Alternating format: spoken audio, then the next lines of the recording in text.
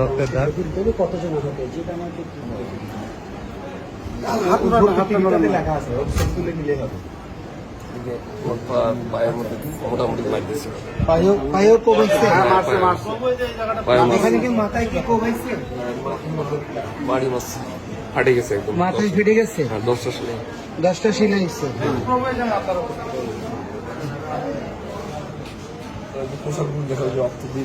আমি হোয়াটসঅ্যাপে দিচ্ছি ও পায়েও তোমাদের ব্যক্তিগত ফোন নাম্বার আমার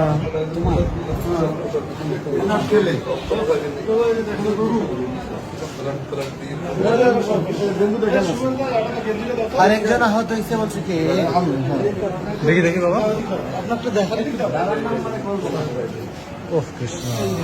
এটা এখানে এখানে আছে এখানে তারপর পায়ের মধ্যে খুব দিন আঘাত পেয়েছি আমি। হ্যাঁ আপনাদেরকে খুবই নৃশংসভাবে এই যে এখানে প্রথম এখানে খুবই এমন মার দিচ্ছে না, ভাগ্য ভালো লাঠি ছোটা দিয়ে অস্ত্র শস্ত্র নিয়ে হ্যাঁ অস্ত্র না লাঠি ছিল আর এই পাটকেল ছিল।